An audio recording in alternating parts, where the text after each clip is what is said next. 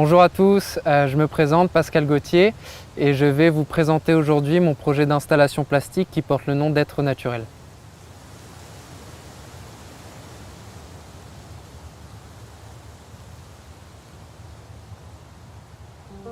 Cette idée d'installation m'est venue au cours des confinements successifs qu'on a tous vécus et elle a pour ambition de questionner et je dirais même de réencourager le lien qu'on a ou pas justement avec ce qui nous entoure, notre environnement et ce qu'on appelle au sens le plus global la nature. Et pour indiquer ça concrètement, j'ai décidé de créer des masques qui associeraient et fusionneraient même un des symboles de notre identité humaine avec un des symboles de notre environnement. Et la technique du moulage sur nature s'est rapidement imposée à moi.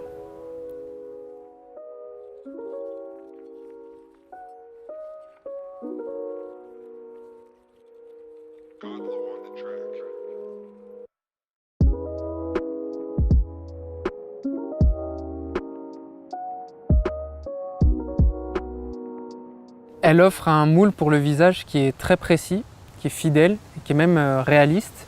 Et pour moi, l'expérience de moulage, elle est tout aussi intéressante que la symbolique qu'elle peut porter, dans le fait de laisser son empreinte, ce qui n'est pas une chose anodine, puisque pour moi, c'est témoigner de notre identité et c'est aussi s'illustrer littéralement dans l'objet qu'on va créer plus tard. En ajoutant le fait que lors d'un moulage sur nature, surtout pour le visage, on ne peut ni voir ni parler, ce qui peut s'apparenter à une expérience presque méditative, entre guillemets, et ce qui peut induire une réflexion, d'après moi, poussée chez la personne qui est moulée justement sur ce sujet-là.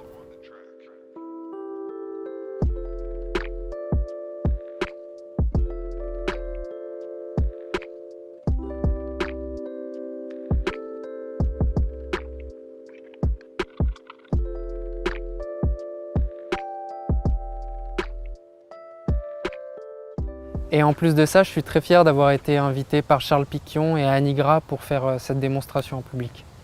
Qu'est-ce que ça raconte? Qu'est-ce que ça dit? Est-ce que ça, c'est une forme de narration? Est-ce que ce qui se passe là nous amènerait à écrire quelque chose? Est-ce que la personne qui est là est dans un état d'écriture?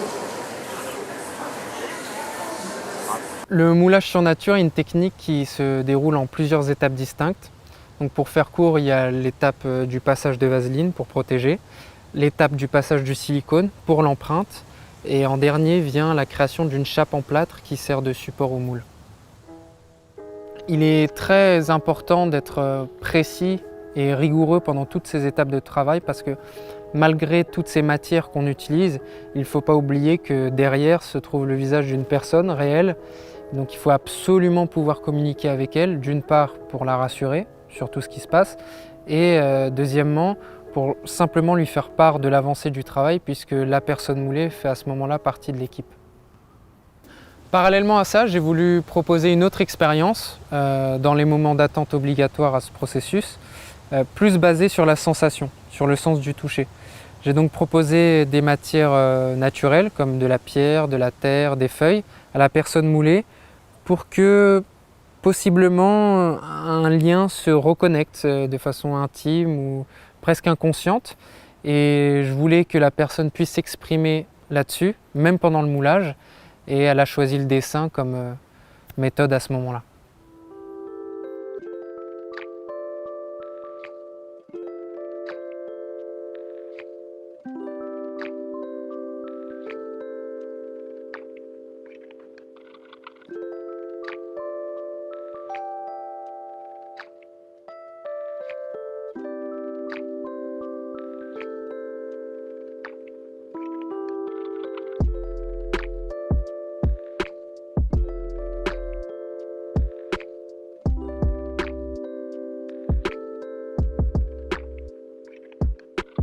Le moulage étant terminé et après avoir recueilli un peu les pensées de la personne qui vient de vivre toute cette expérience, vient la deuxième étape qui est le tirage du masque.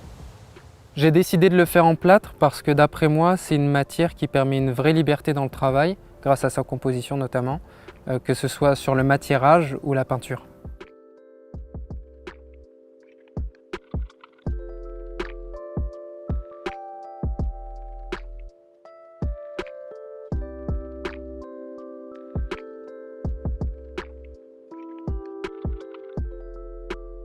après avoir inscrit mon symbole de l'identité humaine dans mon objet, il fallait que je m'occupe du symbole de l'environnement. Et pour moi, il fallait que je le trouve dans justement ce qui m'entourait, que ce soit dans ses textures, dans ses matières ou dans ses couleurs. Et pour ce masque, j'ai décidé de reproduire du bois. D'une part, puisque c'est un matériau que beaucoup de gens reconnaissent, et d'autre part, puisque je trouve qu'il a une vraie richesse, notamment au niveau de ses essences, et c'était pour moi une base de travail vraiment intéressante à ce moment-là. Donc là, on va passer à la prochaine étape qui va être la peinture et le matirage du masque qu'on a fait en plâtre avec Adrien. Donc là, Adrien fait des essais de couleurs pour avoir les teintes de bois qu'on veut. Et on va surtout commencer par le matirage, c'est-à-dire l'usure mécanique pour avoir ces effets de bois très spécifiques avec toutes ces veines, etc.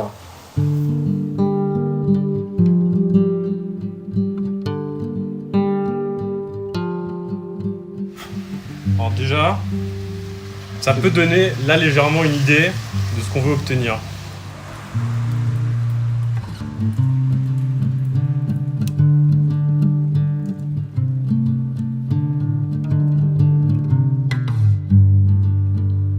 Donc ça y est, là on a fait notre usure mécanique avec Adrien. Et donc maintenant vient l'étape de la peinture. Donc Adrien est en train de checker ses nuances de bois, ses couleurs. Et moi je vais passer à la gomme laque. Pourquoi la gomme laque? Parce que le plâtre est un matériau poreux. Du coup on a besoin de le bouche porer afin que la peinture qu'on applique ensuite dessus ne se fasse pas totalement absorber. Du coup ça en change la teinte et la qualité de notre passage de peinture. Donc là, ça va être à la gomme laque et c'est maintenant.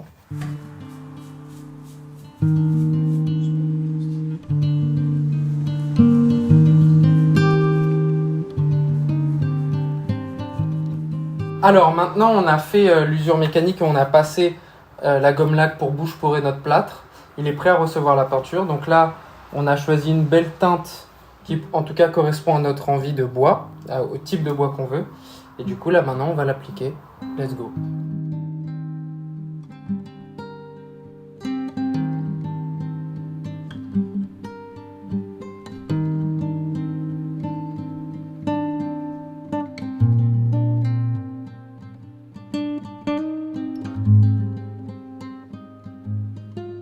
Ok, donc là, maintenant, on va passer à la déco sur le masque.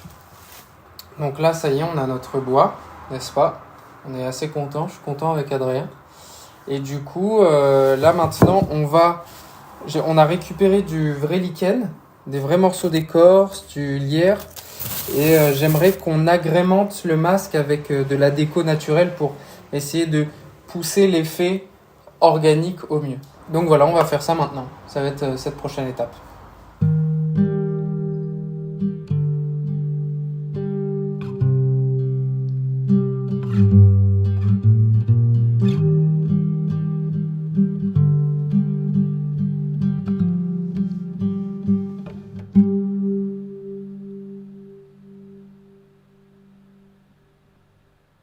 Donc ça y est, le masque est fait. Et terminé. Ouais. Est terminé.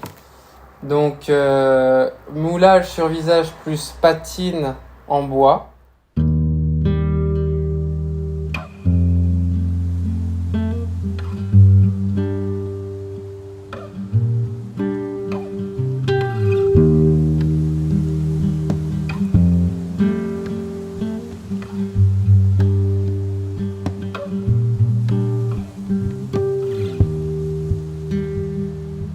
On est très content. Très content Adrien. sur ce résultat. Merci Adrien.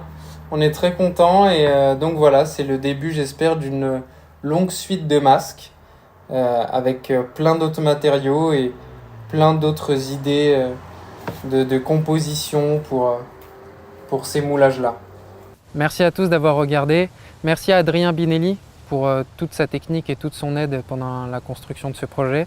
Merci à Anaïs Rougerie pour son volontarisme et sa patience. Merci à Charles Piquion et à Nigra pour leur confiance et merci à Alexandre Delpech pour son œil et son soutien. J'espère vous revoir bientôt pour l'installation finale de ce projet. N'hésitez surtout pas à me faire des retours sur ce que ça a pu vous évoquer ou pas. Vraiment, j'en serais ravi et j'espère à bientôt, simplement. Merci beaucoup, au revoir. va te dire au revoir aussi. Au revoir.